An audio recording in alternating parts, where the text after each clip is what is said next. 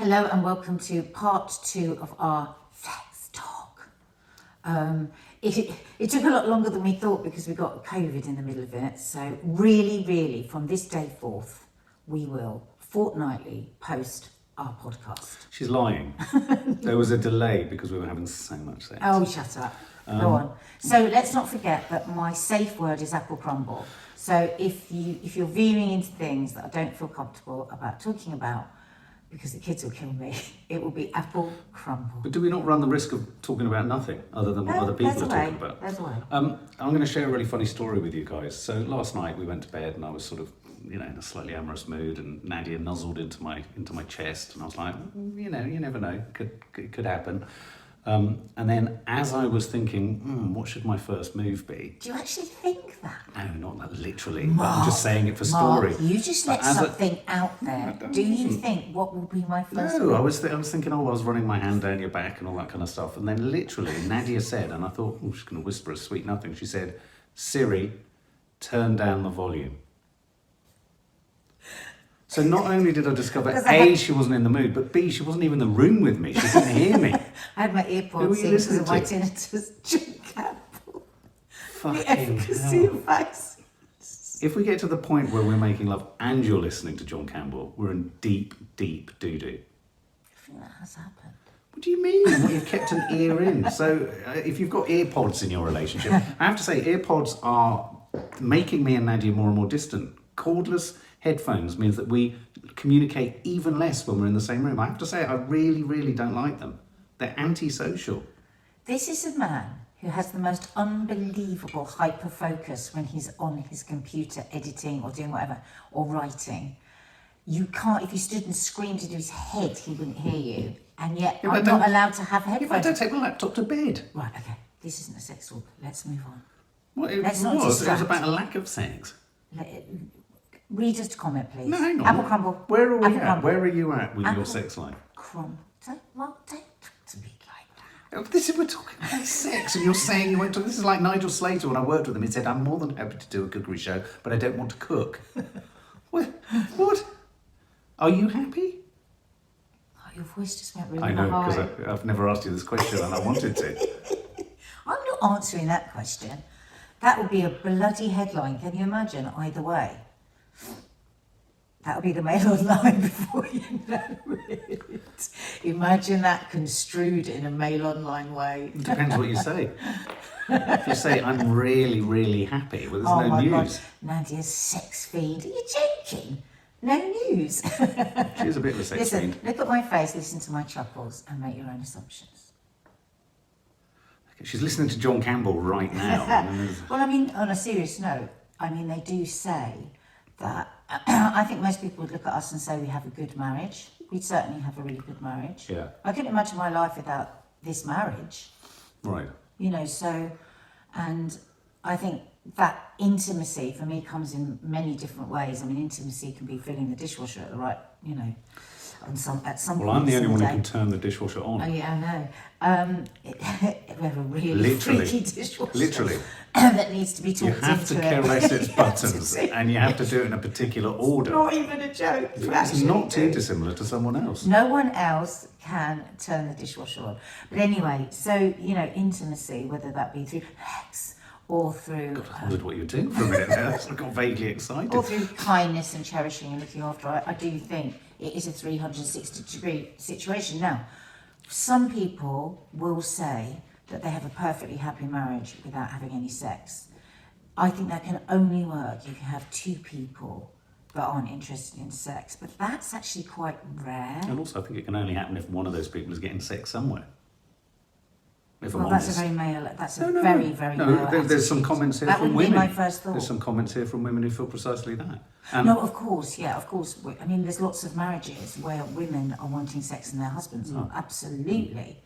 And I think that may even get more complex over time as the whole what we want from a man question gets more and more complicated. Are you plunged into darkness? Because I can barely see you. Or is your... No, you can still see Okay, for those of you listening, because of course we shoot this for our YouTube channel as well. Yeah.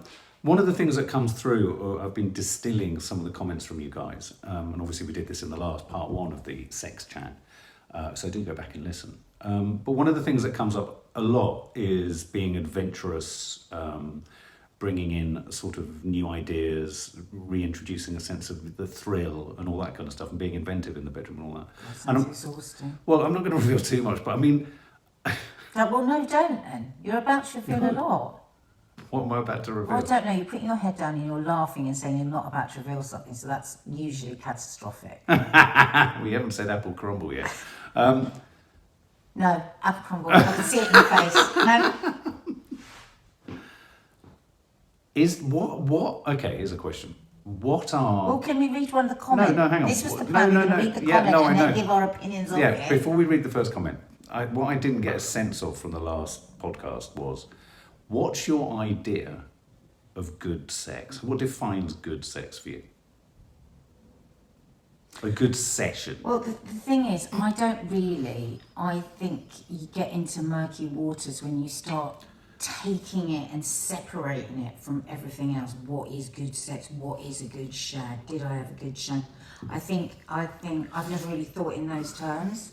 Like I wouldn't say, oh, so and so is good in bed, such and such isn't good in bed. I would say that it's not the right chemical reaction between those two people, because one person's snog with one person might be revolting, but another person might absolutely love it. So I think in those terms, if sex isn't working, even if a kiss doesn't, that's why a kiss is so important. When you first kiss somebody, it either works or it doesn't. And a kiss that doesn't work, first of all, I really don't think ever does.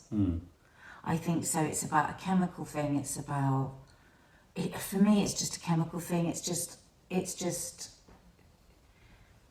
an understanding that doesn't need to be spoken about. So it's a sort of hormonal science.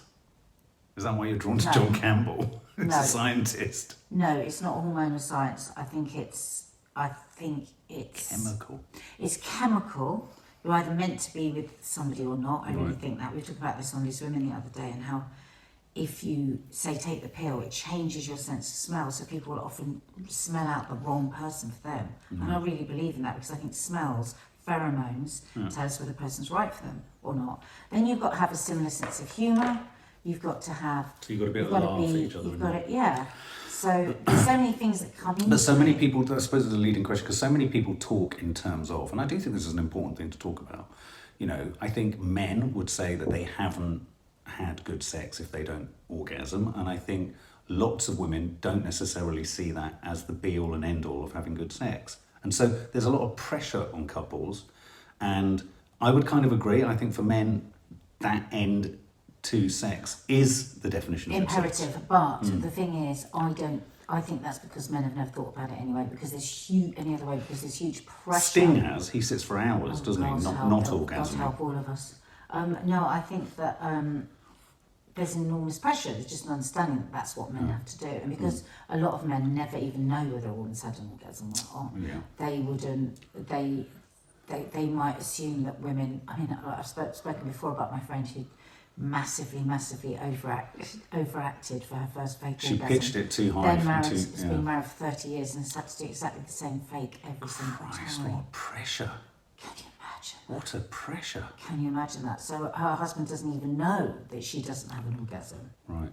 And so he probably thinks that he has to have one every time as well. Well, he's probably also thinking... Do men ever fake it? Yeah. But how? Just pretend.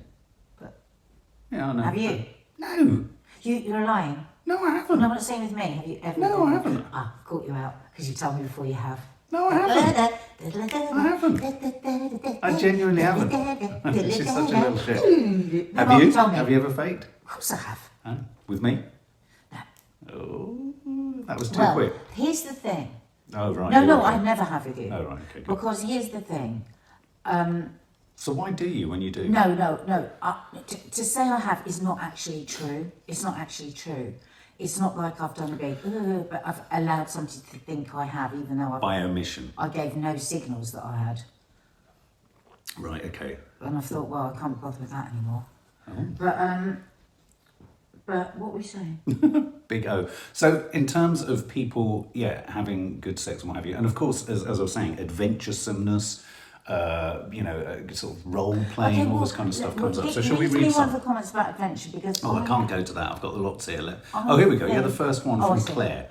It's the best sex ever, married 25 years, together for 27 years. Our sex has got better and better as we both know what the other one wants. We role play too. What do we think of role play? I think anything is 100% fine as long as both people are totally into it. I know I'm talking about the chemical thing again. I think it's easier if you don't have children in the house to be more adventurous. Especially if you want to be a policewoman. Yeah, because otherwise your kids are sort of like, well, why is mum dressed as a policewoman?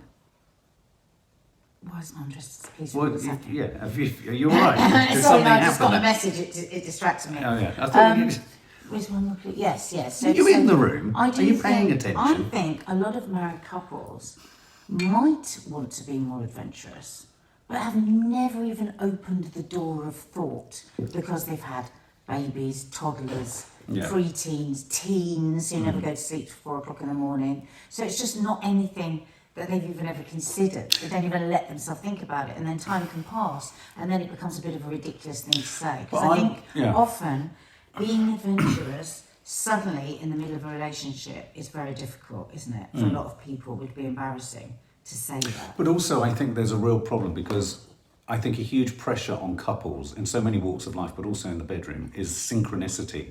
Synchronicity when it comes to appetite, when it comes to, I don't know, kink or whatever it is. So to be adventurous, it's very unusual that you both want to step in the same direction at the same speed towards the same adventure. Well, I think one of you is going to be tugged, no pun intended, tugged towards it more, and then there's going to be a sense, oh, what do you think of this? And I think that possibly for some people, I'm trying to think of in the past, I've had that where someone might want something or suggest something and that really isn't something that you fancy, and then you're left thinking potentially if that's the kind of thing they want, I'm not satisfying them perhaps.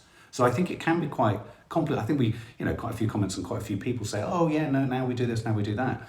But I'd be curious to know whether both people have got there at the same time or whether one has slightly had to compromise. I mean, for example, I remember hearing this on some show or radio program or something where there were, these amazing journalists who go to swingers parties. And when you heard them interviewing the wife, you could hear in her voice, it had taken a lot more for her to get to that position than her husband. And I think in those instances, some halves of a couple will really, really compromise what they're comfortable with. This might be a massive generalisation, but I don't care. All right. I think that generally men are more comfortable with having other partners. I think that men have to go against instinct.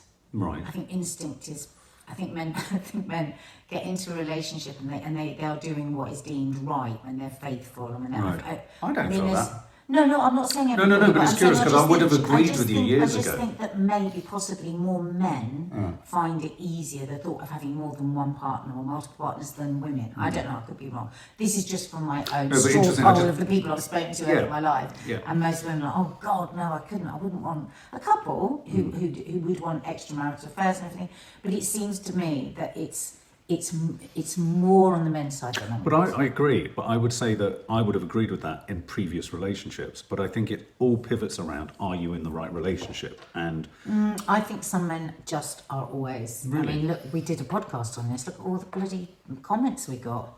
What, people that were in happy marriages, but they just couldn't help themselves, I see. But anyway, yes, I think that when it moves into a pressure, like somebody saying, right, I want us to suddenly start jumping out of planes and like swinging from the chandeliers, and you are not there, then it's so important that you don't force yourself into doing something you don't want to do.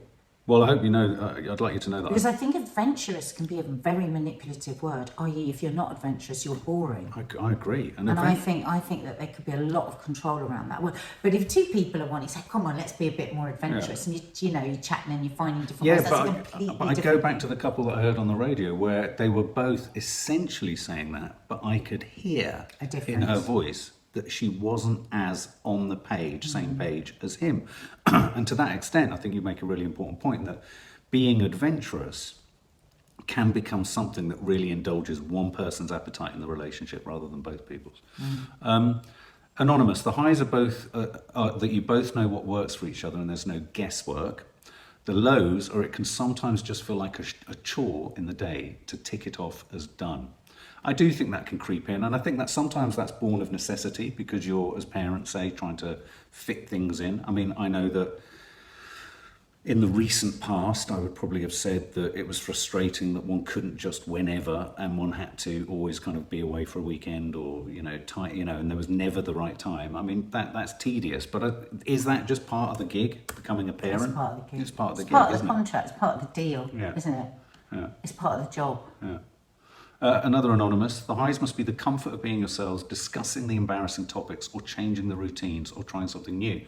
The lows would be the differences in sex drive, though through tired with parenting children, pregnancy, and also difference since start of relationship 14 years ago. Also, mental health can mean you're at odds with each other, i.e. my husband is suffering with depression, and when it's bad, there's no interest in being intimate. Something that I think is really important there, that this person puts in the highs, is discussing the embarrassing topics. And I would say, I'm always keen, I'm much keener than you to talk about it, or I have in the past, about stuff that's perhaps not working or is working or could work or whatever. I feel I can't completely openly talk about that, even still, because I think you get a bit kind of, I don't want to analyze. You always call it post-match analysis. For me, if I'm really honest, I do like to talk about how we've had sex, because All right, no, I'm not going to, because it's part of it all for me, in a weird way. Apple crumble? Oh, apple crumble. Okay, that's a curious apple crumble. There's a name with this one, so I'm going to say it. Liz Arnold. Like everything in a long-term relationship, we have to work at it, but the lows can be not making the effort through tiredness, family responsibilities, and sometimes the mundanity of everyday life. Well, the thing is, some people might say, you've got, it's got tired, you can't be bothered, not enough effort. But it's hard, isn't it? Because there's so many peaks and troughs in one's life through a marriage. Like that previous one that said, pregnancy, tiredness, mental health, financial worries, arguments. You just have to accept in a long marriage that is going to happen. But you're always seeking to get back to something. And I think the only way to that is by communication, not necessarily communicating directly about sex. And I think often this is where men go wrong. Is that they want to talk directly about sex if something's gone off the boil, but they don't want to talk about the feelings that are going around. Right, that, of course, I'm always talking from the female perspective. Yeah. But from the female perspective, if only more often men would say, without bringing up the word sex, how are you doing? What anything else I can do to help? Oh, you're looking to. This is the greatest aphrodisiac for a person in a long-term relationship.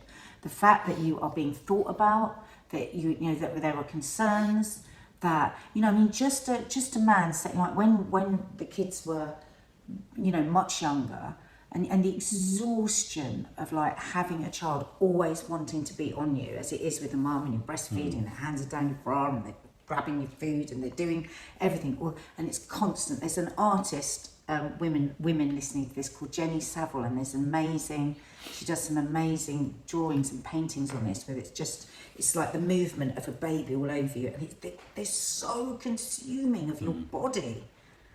That is the time to be the kindest, to be the least selfish you've ever been as a man, because that woman has done everything. She's grown this life, she's given birth to it, and to approach it in that way. God, I see, like, what's that like? Just all of you. Oh my God, the difference of that to like, I'm feeling really left out and I'm not really having sex. The trap doors come down and nobody wants to know. And if you could have a window, men, into women when they talk about this, what a different world it would be. But you've got to be willing to hear that as men. You've got to be willing, because if you're a man and you're listening to this now and you're kind of switching off, it ain't going to be great. That's what I'm saying. Down the line, because what you're doing is you're laying the fertile ground for the future of your sex. So you have to accept you're going to stand back for a bit, because this woman is giving life and keeping your child alive if they're breastfeeding, and it's just a pause.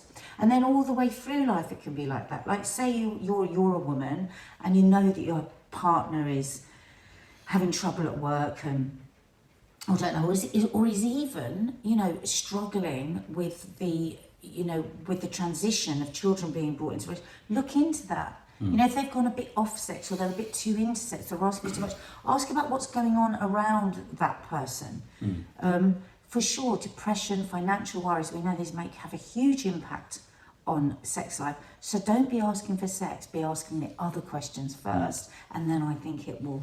It's interesting, isn't it? Because whenever you do talk about sex, or whenever we do talk about sex like this, I've noticed that's precisely it for you. It's not about the specific act. You rarely talk about or even think about, my sense of you is that you rarely even think about retrospectively or in the future the very act of any of it. You're thinking about the emotional context of it, or the sort of sensibilities around it and all that kind of stuff. Because I feel like a woman. Well, I just want to quote Jodie. It's very interesting that you think about that. Well, no. But I mean, it's like, well, no, and I think people... You do, really. You just don't know you do. No, but I think people, and I think it's too easy to say, well, men think of it like that and of women course it is. don't. I'm being facetious. But I think a lot of people, and I hear a lot of women, and you see it in the media, and you see it in programmes and what have you, a lot of women will say, will talk about just one, Real Housewives, they'll just talk about having sex with a penis. For me, lots of women, I just never think of it like that. If I hear like, oh, he's got a big penis, or he's got this, or he's got that, I'm confused because I can't separate a penis from who the man is. No. I can't go, oh, great penis, terrible man. It'd be like, what? It's Right. just like... I don't know. It's my bread's over here and my butter's over there. That's a bit of a problem. What is the bread? Well, I'm not going to want the bread without the butter. I'm not going to want the butter without the bread, so I won't have anything. I suddenly want a sandwich. That's the way that I think about it. It's always food, isn't it? So how did we get to bread? Well, because it's like saying this penis is a great penis. Well, what use is a great penis without a great man? But I do think that, I think more people than you care to think like that. Think in terms of, okay, not literally a penis. I can't. Sex toys, It just doesn't interest me. I am a 360-degree person. It's like if I have a friendship with somebody, I want to know everything about that friend. Yeah. It's like I don't compartmentalise bits of things. Well, he's a total fucking bastard to me, but my God, he's got an amazing penis and he's good in bed. He couldn't be good in bed to me if he's being a bastard Exactly, to me. that's what I mean. Yeah. Jodie says, before there are only highs in our sex life. Before I met my husband, I didn't think my body worked on a sexual level. This is an important point. We have the best sex, we have a giggle, and sometimes we can be really quick, and on the odd occasions we have more time, we take longer and enjoy each other. Now, the reason I want to home in on that part of what she said here is length of duration, if you like, is a big thing for a lot of people.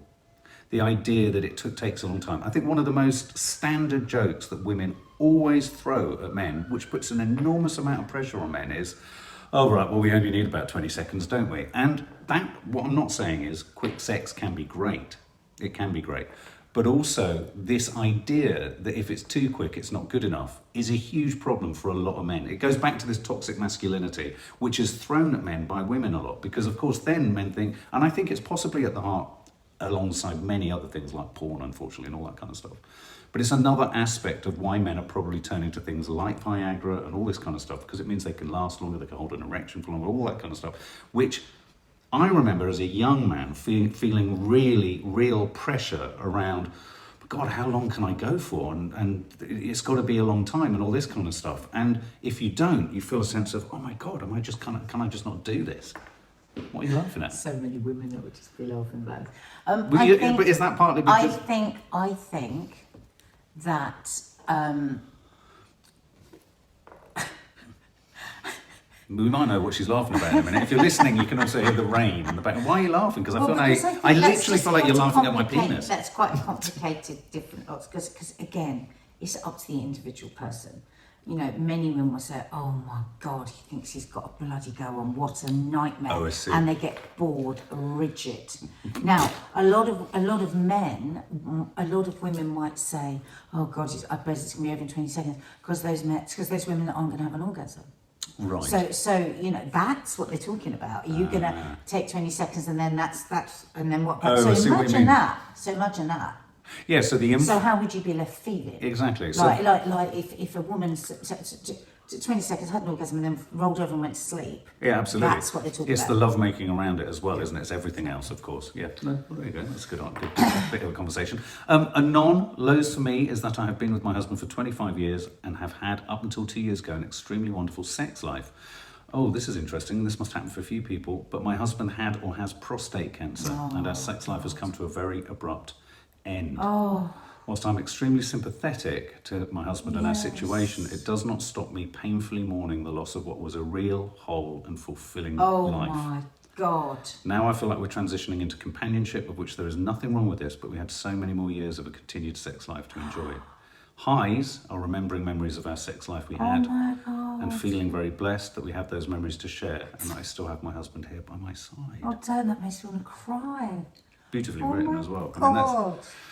Oh, Jesus. I mean, if I'm honest, I think a lot of men, certainly I do, think about, you know, prostate or something that would impair your ability through no fault of your own. I suppose, you know, it's not the same in any way, but poor him, poor her, yeah, exactly. I mean, presumably through time they will find other ways, but I mean, that's just heartbreaking, isn't it? Yeah. And you know, also, it's probably, I mean, it would cause such heartbreak, but it's probably something you'd have to be so private about. Like maybe you couldn't even talk to your friends and I wonder about the distance because you don't talk about it as a couple. I wonder how bad he feels because he also had a great sex life with her. Yeah. Oh my God, that's cruel. And also you'll probably be feeling thoughts or emotions or desires that will tug against where you want to be. Because if you want to feel that sense of connection and in that way, through no one's fault. And also, they're thinking, like how do I she get says, you know, I'm just so glad that he's here. Yeah, yeah. Because of course you could have lost him completely. Jesus, that is one sad comment. Oh my God. Another one here, anonymous. My husband hasn't had sex with me in 10 years. We've been together since I was 18 and I'm now 47. I've tried to talk about it, tried to turn him on in the bedroom, and he won't talk about it or come near me. It's completely and absolutely destroyed my confidence. Oh God. Oh I've recently met a total gentleman and we've become good friends, and I found myself wanting to be with him physically, but I have so much conflict in my head. It makes me sad. I miss being intimate so much.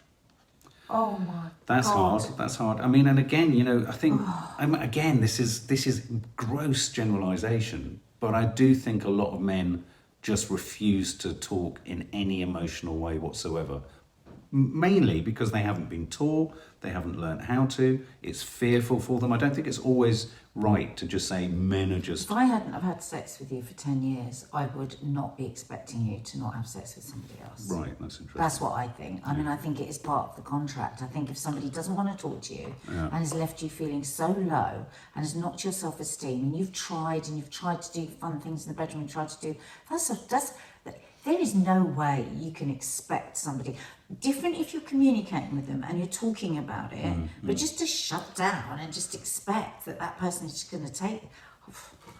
I mean, I would not have any expectation if I had not wanted sex with somebody for 10 years that they might want sex with somebody But that's else. quite an emotionally complex decision to make for the person Yes, who's I not mean, sex. she has to make her own decision on that. Yeah, That's 'cause not it doesn't sound like he's going to That's not talk. me giving advice to her, but I'm just saying, if I were in that situation with you, I don't feel I would have any place to be angry with you if you were to have an affair. Right. Yeah.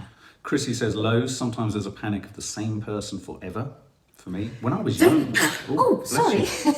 When I was younger, I used to think that. I remember thinking that quite a bit. Oh, am I going to be staying with this person forever? Highs are that I'm more or less completely comfortable with my partner, and for our sex has gotten better the longer we've been together, 11 years. Will it always be improving though? I'm not sure, and arguably that could be a low. That could be a low as well. Yeah, I mean, again, you know, huge pressure within relationships for it to be maintained, not literally in the bedroom, but maintained across time. I mean, you know, a relationship is an evolving thing. I mean, it's like, I would say, what's your conversation like? I mean, Mark and I have been having a non-stop conversation for the last 20 years. We're talking all the time. Oh no, it's tedious, isn't it? No, shut No, up. I'm joking. No, I'm I joking. mean, and a lot of people will go a very long time in their relationship without having a conversation with their partner. And I mean, you know, our social media, you know, doing these podcasts, talking the way that we do with our show that we do every day on YouTube, our Coffee Moaning, I think, in a weird way, without us even realising, has given our relationship another blast of rocket fuel. And what is that? That's about us having to have conversations that a lot of people just probably don't bother to, because there's lots of other, and I think that we've been really lucky. It's a happy accident, but I think that's something that we can share with other people. You don't have to be doing it on YouTube, you don't have to be doing, but this is what, would you agree? Yeah, that's I agree. what I've discovered. Yeah. And so I would say, open up conversation, park the idea of not having sex and look at other things. Are you really conversing with each other? Are you really, when one comes in, really asking them about their day and seeing how they feel? When you say, how are you? And you feel like they're not really answering you, do you sit down and say, no, look, tell me really, how are you? All these things get pushed to the wayside in a long-term relationship, and then people turn around and go, oh, why isn't our sex life? Why don't we still fancy each other? Why are we feeling like we better start swinging from the chandeliers to try and get things going again? And not saying, what about all the other stuff? Do I like him? Do I like her? What am I doing to like him? What's she doing to like me? You know, it's all that sort of stuff is so important. I mean, one of the important things to say as well is we never give advice at all. We're just stumbling through, and we happen to be together, which is why there's so far in brackets after how to stay married. It so far. Yeah. But one thing I would say that sometimes may be quite useful, because I know that a lot of people on the channel have said to me around things like addiction and mental health, they said they've just got their partner, man or woman, to watch something in the hope that something might just stick. You know, this podcast is nothing other than a real couple trying to talk as authentically as possible about shit that they go through and stuff in life. Maybe it's just worth sometimes showing a man and a woman talking, saying to someone, just have a look at this, because just seeing a couple talk might help in some way. I just want to. I mean, look at the responses we got to that when I went on HRT and talked about menopause. Yeah, exactly. And sometimes knowing how to open a conversation. Yeah. It's just so hard, isn't it? I mean, I saw there was some sort of therapist on This Morning the other day, and I was just sort of passing through the makeup room and she was saying, you know, if you're, you know, that distance, and I think she was talking about sex life, and she said, you know, sit your partner down, you know, have the conversation. And as I passed the telly, I went, yeah, easy enough to say. I wouldn't say, if you've got so distant, sit down and have a conversation. It's not going to work like that. I would always say, write a letter, write a text without any blame, just saying how you're feeling, wondering how the other person's feeling, to open up the dialogue. Just last couple of comments. There's been so many really wonderful comments. Obviously, there's a lot of kind of crossover and similarities between a lot of them. So we've kind of honed in on a few that are representative of a lot of concerns. But this one stood out to me because it was from a guy called Andy, from a male perspective in a heterosexual relationship. As with all other aspects of a relationship, both parties have to learn from each other and grow together. What was all fireworks and frolics in the early stages subsides into something deeper and more emotionally complex. Sex perhaps becomes less frequent, but nonetheless more meaningful because of a shared knowledge and history. And then menopause. In the case of my dear and wonderful partner, her libido disappeared altogether. Even after HRT was prescribed, it was the one part of the old her which stubbornly refused to come back. This has been very difficult for me. I feel like something has died in us, and although I still love her to bits, I can't help feeling that we are simply best friends now. We hug and kiss, but that's it. My sex drive is still strong. And you go on in great detail there in a very, very sort of, you know, well-articulated description of how it sort of saddens you. You have your sexual needs. It used to be vibrant, and how you're now in your 50s. And how's he feeling now? And we're not able to discuss it, even though we're quite good with all other aspects of our relationship. It's just too huge to tackle, as there is no real way to address it. Reading your comment, I remember fearing this at our lowest point in the in your menopause, and I remember thinking, this is my future, or, you know, our shared future, and obviously knowing it was as difficult for you. But where you were at, you weren't sort of, in a sense, you know, mourning the loss of a sex life. You were surviving. You were hanging on. You don't, but that's quite a misconception, actually. I think except that it might be. I think the morning, yeah, and it's frightening. It's frightening when your hormones are dictating to you about your life. It's very frightening, and there is a morning, but it's very, very frightening. That's the point. So it might be that actually maybe you need to try, Andy needs to try a different approach, because the reason she might not be talking about it is because she's really, really frightened about it.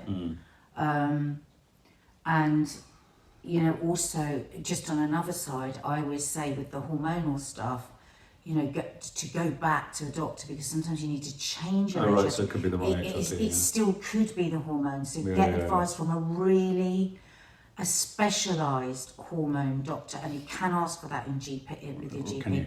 And I don't know whether she's being given testosterone, but a lot of GPs won't give testosterone, Right. and testosterone is... Well, I was When going our to say, testosterone drops, just like it does, if I suddenly took your testosterone away, you wouldn't have a sex drive. I'll say give And it it's, back. and it's the same with women as well.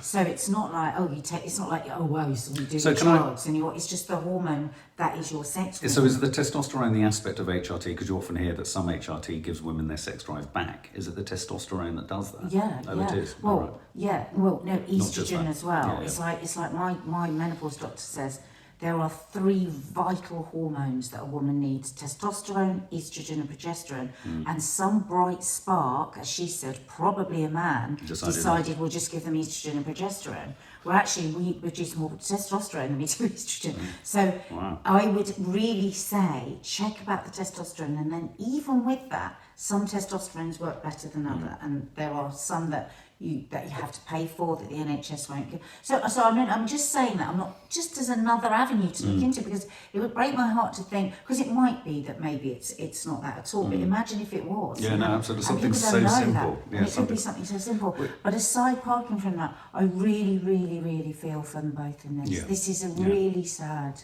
because, and you know, this is why my menopause doctor is so passionate about this. You know, she says people underestimate this. You know, marriages break down because of this, because of menopause. Women leave husbands that actually they still love. They leave their jobs, and they all do it all thinking, "What's wrong with me?" It's frightening. And It's sort of really saying, frightening because what's you don't. wrong with the system? Because Yeah. the system is so fucking misogynistic. Yeah, it's really it is frightening, and it's really difficult, yeah. Andy, and your partner, It because really is, because and you feel and it's like, meaningful, and Yeah. and it's right that you feel this way, Yeah, and it is a kind of grief, and there is either going to be a mourning process. But what I would say, Andy, don't give up, and find different ways to maybe get your point across. Try everything to get her talking. Maybe write her a letter like you would when you were first together, but be really careful of saying, you make me feel nothing antagonistic. you're accusatory. Right, read it and then read it over again, just so that you don't, so she doesn't go off on one. Because she'll be protective of her feeling. She'll be awkward about talking about this, because she'll be feeling, maybe, not she will, she might be feeling like she's failing, and she doesn't really want to talk about that failure. So I wouldn't give up yet, that's what I would say. Sorry, final comment. We're just running tight now on time. Lucy Miller says, sometimes I wish my husband and I hadn't got married. We've been together for 20 years, married with 2 children. I often think that it would be easier to keep the spark if we weren't married but still together. It's interesting, isn't it? The sort of the burden of marriage, or the term marriage. Well, Like back to being 2 individuals rather than the unit that marriage equals. I think I'd feel sexier with more of an independent feel about myself. but that's the nub interesting. of it, isn't it? Yeah, the nub of it. That's totally the nub of it. Nub of what? Well, the nub of a long-term Yes. relationship is that you are in it for The long term. you know, for us to the end of our lives. So it's Maybe we're not meant to be for monogamous. as long as you're thinking, see. oh, it might be better if I just had my foot out the door. Yeah. Then it's going to be really tricky. Yeah. You've either got to commit, and then once you really commit, I think that's when you get to a deeper level with somebody, because there's no thought of, well, I'm going to leave. But it's interesting, isn't it? Because But I'd love then to if know you're really what unhappy- I'd love to know what age you are, Lucy, because in a sense, if you look at the various ages of one's attitude to sex, when you're really young, you're talking about just positions, the act, the You Kama don't think about Sutra, anything else. scissoring, You you can know, lie all these around, kind do of whatever terms, you you know, want. but you sort of hear these conversations and you sort of think, right, it's just about the functionality of how, when, how long for, how many, where, why, and all that kind of stuff. Then you get into your 20s and 30s, and I think 30s and 40s, and you are probably thinking, hang on, is this it? And insofar as is this it, that doesn't mean you want to be, it doesn't mean you're sort of, you know, what's the word, promiscuous or anything like that. It just means that you're thinking, well, okay, hang on a minute, how am I going to negotiate this? You're at that age where you're looking at that in all aspects of your life. And you want to be lusted after, and all that sort of stuff, and all that excitement. I want this person to just desperately want me, and I want to. But it is. I mean, if you really like the person and you love the person, you find a way, and you realise that there's something beyond that that's even better. But if you don't actually like the person, then it's never going to. It's never going to. Absolutely. But you know, when you talk about, I wonder if we're just being boyfriend and girlfriend. What you're doing is you're talking about the responsibilities and all of life that comes in a marriage, and that, and that can weigh down, and you can think, where am I in this, and who am I in this? But another way that you can think of it is, life is actually quite difficult, and there's two of us holding hands, working through this together, and then that's a really meaningful thing, and then it can bring you closer. Whereas because even if you're going to leave, in your 30s and 40s, it starts to get, the big shit starts to come in. It starts to get serious. It does start to get serious. You'll be careful you're not got euphoric recall of like when you were 18, 19 and all you thought about was where you're going to, I think a lot of, a classic example of that is the male midlife crisis, isn't it? You think you can go back into the world as if you were 18, 19, 20, and you discover A, you're not equipped to, and B, it's very sad, and also you're not going to be received with open arms and great excitement, I'm afraid. You're going to get, what's he doing? When I hear my kids sometimes say, God, there was somebody in the club, they were like the same age as Dad. 35 or something. No, they say they're really old. 30. Oh my God. Okay, well, I wonder if a big question for How to Stay Married is, are we meant to stay with one person? Are we designed to stay with one person? Monogamous, different, because you can be serially monogamous. You can be committed to one person but have lots of relationships. But are we supposed to be with one partner for our life? Not all my gay friends, because some of my gay friends have been in very committed relationships, but a number of my gay friends absolutely insist to me that the way they are and their promiscuity is the natural thing for men, and men have to conform to what society has said. Well, I think this is another discussion. So I think that's, obviously everyone will get irate about that, but let's not get irate, let's just have the conversation. Let's not get, I'll tell you what we should do now. Let's go and just read the Kama Sutra. Page 72, apparently. Right, it's time for tea and toast.